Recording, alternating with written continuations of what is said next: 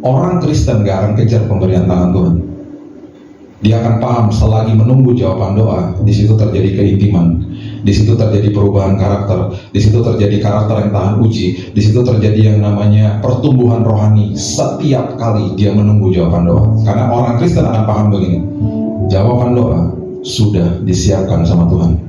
Kapan dia kasihnya, terserah dia, karena dia maha tahu, maha hadir, maha kuasa.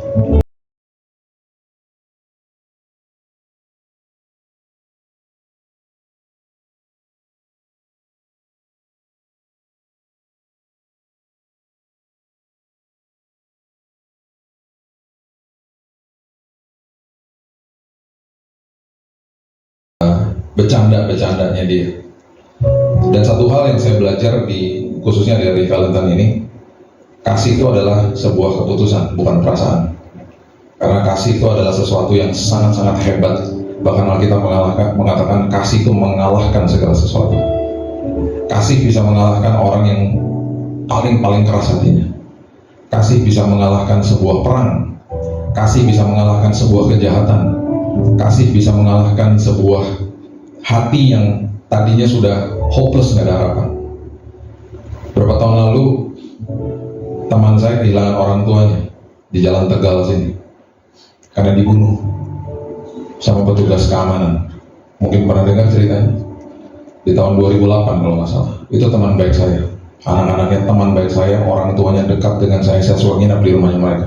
Dibunuh dengan sangat-sangat sadis. Salah satu dari anaknya datengin penjara, ketemu sama si pembunuh, dan dia cuma bilang, saya ngampuni kamu, sama seperti Kristus telah mengampuni saya. Itu kasih. Kasih itu di dalam bahasa aslinya adalah chesed, bahasa Ibrani. Bahkan kalimat atau kata bahasa Inggris yang sangat rich, yang sangat kaya dengan ekspresi, itu nggak bisa menggambarkan arti daripada chesed. Kalimat itu kalimat yang sangat dahsyat sekali menggambarkan kasih Tuhan kepada manusia. Bahkan waktu dia naik ke kayu salib, kita belum ada, kita belum lahir. Di saat itu dia serahkan hidupnya dengan satu resiko yang sangat besar, bahwa manusia yang ditebus, which is semua manusia itu punya sebuah pilihan dalam hidupnya untuk menolak dia, dan itu bisa terjadi sama siapa aja. Itu sebabnya Alkitab mengatakan dengan jelas, coba kita baca sama-sama ya, Yohanes 13 ayatnya yang ke-34. Yohanes 13 ayat 34 mengatakan begini, aku memberikan perintah baru kepada kamu, yaitu supaya kamu saling mengasihi. Saling mengasihinya tuh dia kasih taunya begini, bukan dengan usaha. Kasih tahu, mengasihi itu bukan dengan usaha. Dia bilang gini, seperti aku telah mengasihi kamu, demikian pula kamu harus saling mengasihi. Ini kalimat ini ya, udah mungkin sering kita baca, cuman kita nggak pernah ngerti bobot daripada kalimat ini. Karena sebenarnya yang ada di ayat ini adalah sebuah pewahyuan yang sangat luar biasa hebatnya. Nah, kasih itu definisinya semuanya ada di 1 Korintus 13 ayat 4 sampai 7. Dimulai dengan kasih itu sabar, murah hati, tidak mementingkan diri sendiri, dan seterusnya. Semua definisi kasih yang ada di 1 Korintus 13 itu semuanya keputusan, bukan perasaan. Lawan daripada kasih, lawan daripada definisi daripada kasih, semuanya perasaan. Contoh, sabar lawannya apa? Tidak sabar. Tidak sabar itu perasaan. Mau nggak sabar? Oh gampang. Ngantri aja di Indomaret, pasti nggak sabar. Di jalanan pasti nggak sabar. Karena keluar dengan sendirinya. Dan bahkan ketidaksabaran itu bisa membuat orang berkelahi. Dan ironisnya, ya ini yang kita juga harus budayakan, Indonesia itu sangat-sangat minim dengan budaya ngantri. Lihat aja di depan lift, kalau lift kebuka, orang gubrak-gubrakan depan lift. Seolah-olah yang mau masuk lift itu ketakutan bahwa dia akan ketinggalan sama liftnya. Pencet aja tombolnya, kalau liftnya masih ketutup berarti rusak, puji Tuhan lo di situ. Gubrak-gubrakan di depan lift, harusnya apa? Persilahkan yang di dalam keluar dulu, kan gitu. Di kereta juga gitu, di MRT juga begitu, di Transjakarta juga harusnya begitu kan, semua harusnya begitu. Jadi enggak gubrak-gubrakan di depan pintu. Satu hari saya pernah bilang sama seorang bapak di mau boarding sebuah pesawat, saya bilang, Pak udahlah jangan seruduk-serudukan Pak, itu kan di boarding bapak tuh kan ada nomor, itu artinya tempat duduk Pak, bukan tempat berdiri. Bapak pasti ntar duduk.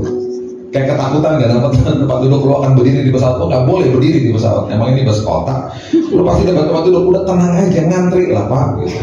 Iya Pak, bener juga. Iyalah, udah lah Pak, jangan seluruh-seluruhkan gitu. Orang Indonesia. Kemarin saya lagi di kota apa ya, saya jadi lupa. Minggu lalu saya di mana sih? Solo, jadi Solo. Pintu lift kebuka. Ini orang di depan saya mau keluar nggak bisa. Sampai saya harus negur dia, Mas, boleh nggak? Saya keluar dulu, baru Mas masuk. Sampai kayak gitu loh. Ini sepi, cuman ini lift hotel, cuman saya sama ada satu lagi orang di dalam. Kita mau check out gitu ya. Ini orang bruk di depan saya. Saya sampai geleng-geleng kepala, saya bilangin, Mas, kalau pilih lantaian dulu. Untung saya udah bertobat. Mas, boleh nggak saya keluar dulu? Oh iya Pak. Dia mungkin ketakutan juga lihat saya bentuknya kayak begini. Iya Pak. Duh, The Rock. Saya pernah dibikin The Rock di Candi Borobudur. Beneran? Saya lagi jalan sama teman saya punya sahabat satu orang bule, sahabat saya dulu waktu saya di sana. Dia lagi ke Indonesia, saya ajak ke Candi Borobudur. Tiba-tiba ada satu anak ngomong gini, hey, are you The Rock? Gitu. Terus dia ngomong sama temannya bahasa Jawa, iki The Rock loh ini. Sebelum saya bilang tidak, dia minta tanda tangan. Minta difoto. Saya pikir gini, ya udahlah foto lah, apa sih? Dia mau foto, ya udahlah, saya juga malas jelasin kan, ya udah kita foto. Selagi saya foto, tiba-tiba teman-temannya pada texting, maknya lagi di bawah lagi nunggu. Dalam sekejap, Bapak Ibu, di depan saya tiba-tiba moles 1, 2, 5, 6, 7, 100 orang di depan saya ngantri mau foto. Keluarganya pada naik semua, termasuk siapa yang mau foto? Satpam. Saya kewalahan akhirnya. Teman saya yang bule bingung. What's going on katanya. Terus saya bilang, they thought I was The Rock. Mereka pikir saya The Rock. Terus teman saya yang bule bilang, wow, that's so cool. Terus kan dia ngomong sama saya. Ini anak-anak nih orang-orang di Candi itu pada ngeliatin. Terus mereka pada ngeliatin, wow, that's Rock's friend. Jadi teman saya dimintain foto juga. Teman saya bilang, I love this, yes, keep coming. Lama-lama udah getting out of the hand. Saya nyamperin satpamnya, Mas, boleh nggak jalan keluar lewat mana? Satpamnya gini, lah bukan The Rock toh? Lah bukan lah, orang Jakarta, gimana sih? Lewat jalan turun kemana? Kita kabur akhirnya. Orang suka lihat dari luarnya. Oke, Yohanes 15 ayat 9 coba lihat. Ini keren banget sih. Saya cuma mau beritahu ini kepada kita hari ini ya. Tadi Yohanes 13 ayat 34, ingat baik-baik. Saling mengasihi sama seperti Kristus mengasihi saya. Berarti di dalam semua hubungan kita tidak bisa menuntut orang lain menjadi orang yang tepat bagi kita. Selama kita menuntut orang lain menjadi orang yang tepat, dan bahkan ada kata-kata begini, saya lagi menunggu nanti pasangan saya yang tepat datang dalam hidup saya. Nggak akan ada adik-adikku yang ku kasihi. Nggak ada. Nggak ada orang yang tepat. Yang ada kita harus jadi orang yang tepat buat orangnya. Gitu loh. Sebelum kita dapat nanti pasangan hidup, kita harus persiapkan diri untuk jadi orang yang tepat buat dia nanti. Jaga kekudusan dari sekarang. Saya setia, bukan setia sama pasangan saya setia sama Tuhan. Gitu loh. Jaga kekudusan dari hari ini, jaga hidupmu dari hari ini untuk nanti hidupmu dipersembahkan selalu setiap hari untuk Tuhan dan juga nanti untuk pasangan hidupmu. Gitu dong. Jadi harus ambil keputusan jadi orang yang tepat. Makanya saya sama istri kita ngobrol tadi malam. Terus kita nyadar selama ini anak-anak udah gede-gede. Anak saya yang pertama udah 25 tahun, yang kedua udah 18 tahun. Saya bilang gini, kita nih jarang banget ya bersih tegang lah gitu. Nggak setuju juga banyak lah pasti. Saya juga banyak nggak sukanya, dia juga banyak. Kita orang yang berdua berbeda. Saya stabil sama dia, intim dominan. Dia kalau ngomong ketus, saya kalau ngomong agak nggak ketus lah, nggak kayak dia lah pokoknya. Banyak perbedaannya. Saya sama dia, cara berpikirnya berbeda misalnya. Tapi kita kalah saking toleransi, udah gitu kita saling mendahulukan kepentingan yang lain. Jadi akhirnya kita enjoy our trip together sampai hari ini. Gak pernah tuh teriak-teriakan, gak pernah. Yang ada juga kalau bersih tegang ya yang satu diem akhirnya. Udah, ntar ngomongin ntar aja. Gak ada tuh yang teriak-teriakan di sepanjang kita hidup sama-sama. Kita jadi enjoy satu sama lain karena ambil keputusan untuk jadi orang yang tepat. Itu maksudnya. Itu maksudnya Yohanes 13 ayat 34. Yohanes 15 ayat 9 dia katakan begini, seperti Bapa telah mengasihi aku, ya. Demikianlah juga aku telah mengasihi kamu. Karena ini Yesus keren banget ngajarnya. Bapa mengasihi aku, demikian juga aku mengasihi kamu. Urutannya kan gitu. Urutannya dia lagi kasih tau gini, belajar terima dulu, baru kamu bisa kasih. Saya terima kasih Bapa, aku berikan kepada kamu. Sekarang kamu, aku udah berikan juga nih kasihku. Terus dia bilang begini, tinggallah di dalam kasihku. Wow, stay in my love. Why? Sebelum kamu lahir, sebelum kamu ada di dalam dunia ini, saya udah mati bagi kamu. I love you before you even had a chance to love me. Saya udah mengasihi kamu sebelum kamu punya kesempatan untuk mengasihi saya. Segitu sayangnya saya sama kamu. Itu maksudnya. Kata tinggal di dalam kasihnya adalah meno. Bahasa Ibrani, yang menjadi bahasa perjanjian baru, itu detailnya luar biasa. Karena orang Yunani itu very smart. Jadi detail. Contoh ya. Ada satu kalimat di perjanjian baru yang mengatakan bilurnya Yesus. Nggak ditulis bilur-bilur. Itu kalau dilihat katanya kita begini. Kok di sini dibilang bilur-bilur, di sini dibilangnya bilur ya? Ternyata dia lagi kasih tahu. Diterjemahkan dalam bahasa Yunani toh, perjanjian baru. Rupanya waktu Yesus dicambuk, itu tidak ada satu bagian dari tubuh belakangnya yang kelihatan dagingnya. Kalau masih kelihatan daging, itu bisa dibilang bilur-bilur. Karena masih ada separationnya, masih ada dagingnya yang kelihatan. Ketika bahasa Yunani menggambarkan bilur, itu berarti tubuhnya Yesus di belakangnya hancur total, nggak ada daging yang tersisa. Dia sebut stripe, bilur, bukan stripes tapi stripe. Itu terjemahannya begitu. Nah, kata meno itu adalah kata yang akhirnya continue to dwell. Teruskan, tinggal di dalam kasihku. Gak usah pakai usaha. Waktu kamu terima Yesus sebagai juru selamat, kamu sudah dikasihi sama Tuhan. Kamu sudah diberikan kasihnya, sekarang tinggal dan nikmati kasihnya. Kamu gak perlu pakai usaha, upaya apapun yang kamu lakukan untuk supaya Tuhan mengasihi kamu. Gak perlu. Kamu belajar terima dulu. Makanya ini yang saya sedang khotbahkan dalam 1 tahun terakhir ini. Karena 27 tahun saya pelayanan, saya masuk ke dalam ribuan gereja.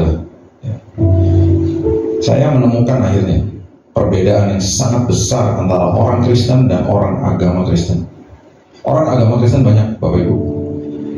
Agama Kristen menurut data itu 74.000 per hari orang memeluk agama Kristen, baik itu dari sebuah kelahiran atau orang itu pindah agama. Agama Kristen itu kalau kita mengerti, semua kepercayaan itu dilembagakan. Salah satunya Kristen, percaya sama Yesus, dilembagakan jadi agama. Di dalam terjadi perselisihan. Itu sebabnya timbul denominasi. Nggak setuju sama doktrin satu sama yang lain, timbul denominasi. Denominasi dilembagakan lagi, namanya sinode. Di dalam sinode denominasi terjadilah tata ibadah yang beragam-ragam. Wah, banyak banget tata ibadah di mana-mana. Saya udah masuk ke ribuan gereja dengan ribuan tata ibadah. Ada yang sebelum firman Tuhan berlutut semuanya. Ada yang makan nancap di sini. Terus kalau ngomong nggak boleh ketawa, gimana? Pas habis ibadah, Pak, tadi kami ketawa dalam hati, Pak, karena di sini harus hening. Ada yang sebelum firman Tuhan, WL-nya nggak kasih tahu untuk berdiri, ntar berdiri sendiri-sendiri. Saya pertama bingung, kok udah berdiri sih? Rupanya kalau udah ref, mereka udah tahu harus berdiri semuanya. Macam-macam tata ibadah. Jadi sikap kita tuh harus ngapain? Hormati agama Kristen, hormati sinode, denominasi, tata ibadah hamba Tuhan. Jangan dikultuskan. Jangan ngerasa gereja gue lebih baik, lebih benar daripada gereja. Enggak pernah begitu akhirnya. Kejar Yesusnya. Makanya pengikut Kristus adalah orang yang mengejar isi hati Tuhan. Dan dia sadar hidupnya sudah diberikan kasih Tuhan. Dan hidupnya sudah dilayakkan sama Tuhan. Orang agama Kristen, dia akan lakukan ritual-ritual karena dia berpikir kalau saya lakukan ibadah, ritual dan lain sebagainya, nanti saya dilayakkan sama Tuhan, nanti Tuhan jawab doa saya, nanti Tuhan berkati saya. Kebalik-balik tuh, orang Kristen akan punya pengertian seperti begini: saya melayani Tuhan karena saya sudah diberkati, saya hidup taat karena saya sudah dilayakkan di kayu salib, saya hidup kudus karena tiap hari saya dikuduskan sama Tuhan, karena saya nggak bisa kudusin diri saya sendiri. Pengertiannya beda. Orang agama Kristen akan mengejar jawaban doa. Orang Kristen akan mengejar penyertaan Tuhan selagi menunggu jawaban doa. Beda kan? Merdeka akhirnya. Karena dia ngerti, I am the follower of Christ. Saya adalah pengikut Yesus. Makanya dia selalu bilang gitu kepada semua murid-muridnya, follow me, ikut aku, ketahui isi hatiku. Orang Kristen gak akan kejar pemberian tangan Tuhan. Dia akan paham selagi menunggu jawaban doa, di situ terjadi keintiman, di situ terjadi perubahan karakter, di situ terjadi karakter yang tahan uji, di situ terjadi yang namanya pertumbuhan rohani setiap kali dia menunggu jawaban doa. Karena orang Kristen akan paham begini, jawaban doa sudah disiapkan sama Tuhan. Kapan dia kasihnya, terserah dia, karena dia maha tahu, maha hadir, maha kuasa. Saya nggak ada apa-apanya, saya hanya ciptaan kok. Dia yang tahu terbaik bagi saya. Makanya Yeremia 17 bilang begini, hati-hati dengan hatimu, karena siapakah yang tahu isi hatinya? Karena semua orang ada kelicikan, ada kecenderungan dosa di dalam sini. Bahkan Paulus bilang begini, kalau diartikan dalam bahasa sehari-hari, hati-hati dengan satu pribadi. Siapa? Dirimu sendiri. Karena kecenderungan dosa itu ada di setiap manusia. Kita kasih makan daging kita, dan kita nggak kasih makan rohnya, tinggal tunggu kesempatan jatuh dalam dosa. Sesederhana itu. Waktu saya lahir baru tahun 98, yang lahir baru kan rohnya, bukan tubuhnya, bukan jiwanya. Tubuhnya nanti dapat tubuh kemuliaan, jiwanya in progress.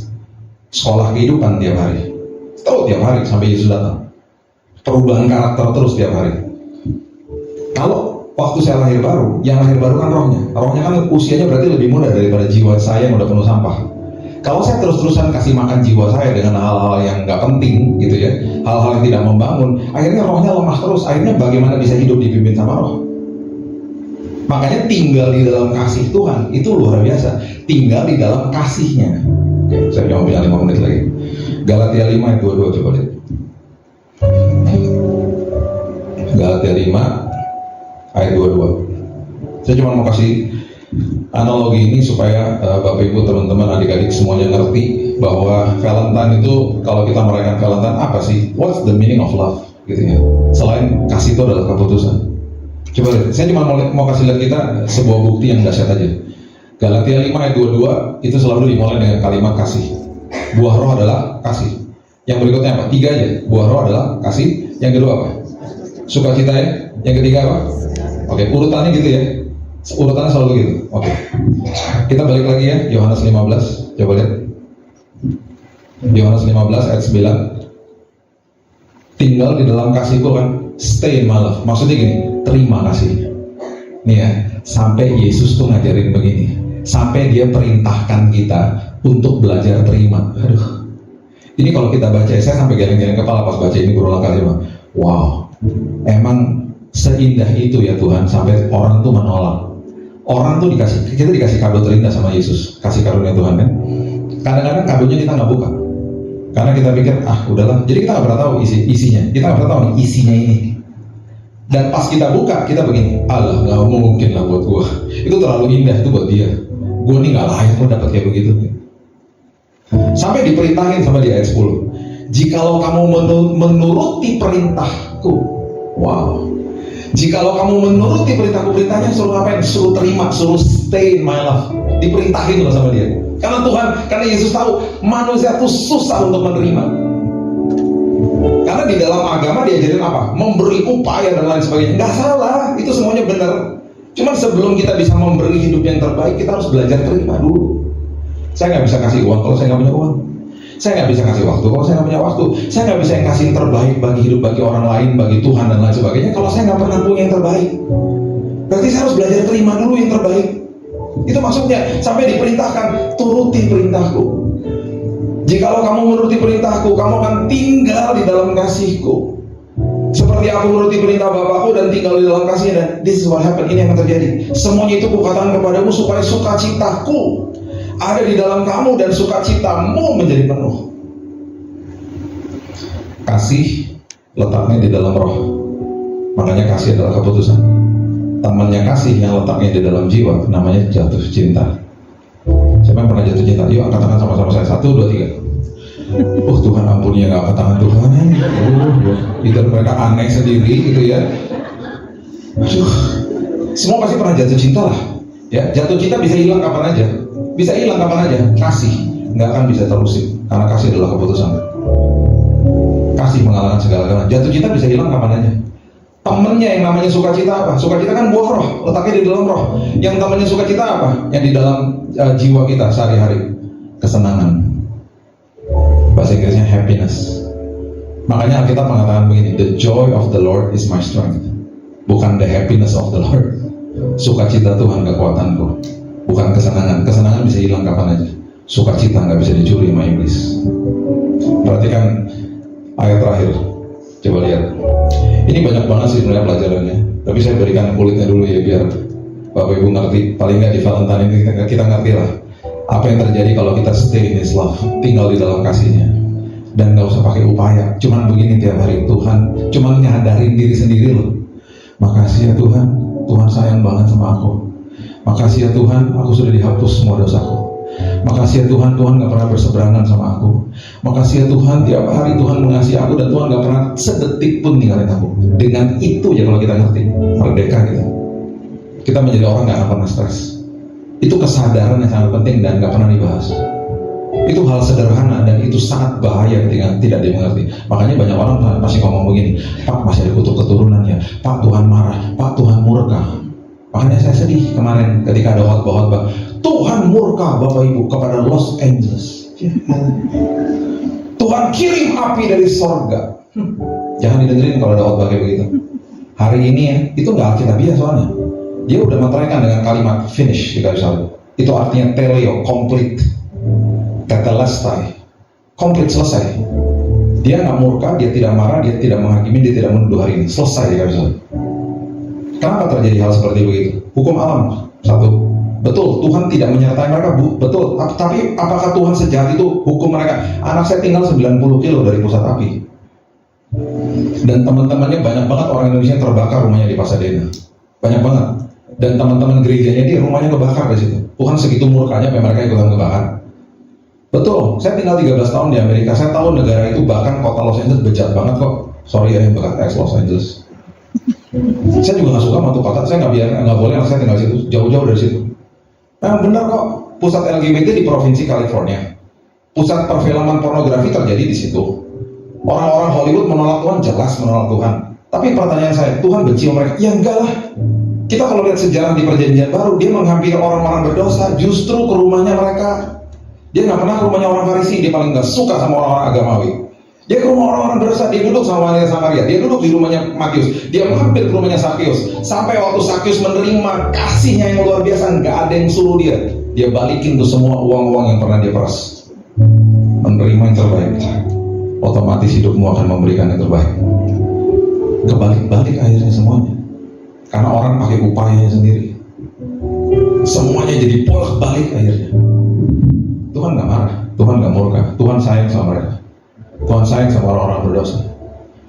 Itu hukum alam, di mana bisa terjadi bencana. Dan memang penyertaan Tuhan nggak ada sama mereka. Betul, tapi Tuhan marah, Tuhan murka, Tuhan kirim api. Kalah. Tuhan nggak melakukan itu. Makanya kalau tinggal di dalam kasihnya tuh kita ngerti, stay my love gitu. I love you. Kamu buat salah mau apa, tetap aja saya sayang sama kamu. Bukan berarti itu tiket buat dosa, bukan. Makin kita tahu dan Tuhan mengasihi kita, makin kita nggak mau buat dosa. Itu jawabannya. Sesederhana itu. Teman saya kena narkoba, lepas dari narkoba. Saya bilang ini, lu lepas dari narkoba pakai rehab? Enggak. Bokap gue terima gue pil tuh, gue kalau mabuk gue pulang ke rumah gue dirangkul sama dia, gue muntah gue ditemenin sama dia, gue dibuatin teh panas, gue dipeluk bil sama dia, gue didoain kalau malam, dia bisikin ke telinga gue, dia nggak pernah maki-maki gue bil. Dia bisikin, papa sayang sama kamu. Nah, Tuhan Yesus sayang sama gue. Terima kasih Tuhan lewat bokap gue tiap hari bil kalau gue pulang mabok. Satu hari gue bangun pagi, gue bilang ini, gue nggak mau lagi. Gue nggak mau lagi melukai hati Tuhan. Gue nggak mau lagi melukai hati bokap gue. Kenapa? Karena gue terima kasih Tuhan di sini. Dengan sendirinya melimpah-limpah keluar. Itu pengikut Kristus. Ayat terakhir ya, Filipi 4 mengatakan begini. Bersukacitalah senantiasa dalam Tuhan. Sekali lagi kau katakan bersukacitalah. Filipi 4 ayat 4. Dimulai dengan sukacita yang tadi, kasih sukacita. Dimulai dengan sukacita. Hendaklah kebaikan hatimu diketahui semua orang. Tuhan sudah dekat. Janganlah hendaknya kamu khawatir tentang apapun juga. Nyatakan dalam segala hal keinginanmu kepada Allah dalam doa dan permohonan dalam ucapan syukur. Sukacita membawa kepada ayat yang terakhir, ayat 7. damai sejahtera Allah yang melampaui segala akal akan memelihara hati dan pikiranmu dalam Kristus Yesus. Urutannya tadi gitu ya, kasih, sukacita, damai sejahtera. Damai sejahtera letaknya di dalam roh, nggak bisa dicuri sama iblis. Tamannya damai sejahtera siapa? Ketenangan, letaknya di dalam jiwa. Bisa hilang? Oh bisa. Saya waktu dirawat di rumah sakit, ada kesenangan nggak? Ya nggak ada lah. Siapa yang mau dirawat di rumah sakit? Ada ketenangan? Nggak ada. Tiap hari dengerin orang mati, itu lantai kemo. Tapi ketika teman saya keluar dari kamar, berkali-kali mereka bilang begini, kalau semangat ya, kalau ada optimis ya, kalau ada damai sejahtera ya, kalau ada sukacita ya, Bill. Buah roh. Yang nikmati buah siapa? Orang lain tuh. Makanya di Mazmur 1 ayat 3, engkau seperti pohon ditanam di tepi aliran air, berbuah pada musimnya. Ketika musim itu kamu membutuhkan, Tuhan akan tumbuhkan buahnya. Daun tidak akan layu, apapun yang diperbuatnya berhasil. Di musim kau membutuhkan itu, kalau kau tinggal di dalam kasihnya, kau sadar bahwa dia sangat mengasihi hidupmu, stay in his love, keluar tuh nanti. Dan salah satu daripada buah roh adalah penguasaan diri.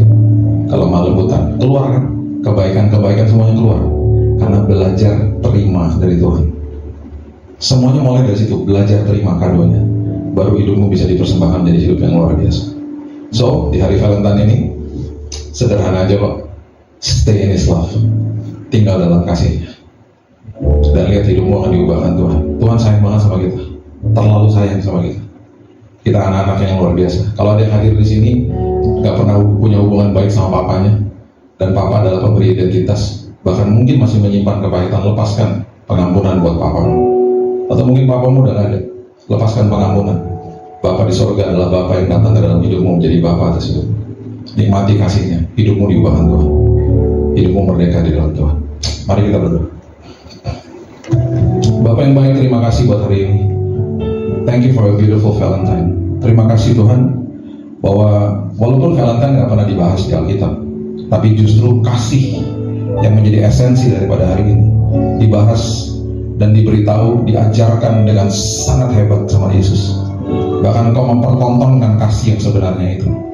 Itu sebabnya pada hari ini hidup kami mau belajar Tuhan, supaya kami mengerti the real, the true love of you, supaya hidup kami jadi berkat bagi orang lain. Kami mau tinggal di dalam kasih Tuhan, supaya hidup kami berkemenangan, berkelimpahan Tuhan dengan kasih-Mu, supaya hidup kami jadi kado bagi orang lain. Dan hidup kami bahkan memberi yang terbaik. Kami bahkan lepas dari keterikatan dosa. Kami sanggup mengasihi orang lain, karena terlebih dahulu kami tinggal di dalam kasih Kristus. Bapak yang baik, meteraikan firman ini, karena kami juga sudah dimeteraikan sama Roh Kudus. Hanya di dalam nama Tuhan Yesus kami sudah berdoa dan mengucap syukur. Kita sama-sama katakan amin. God bless you.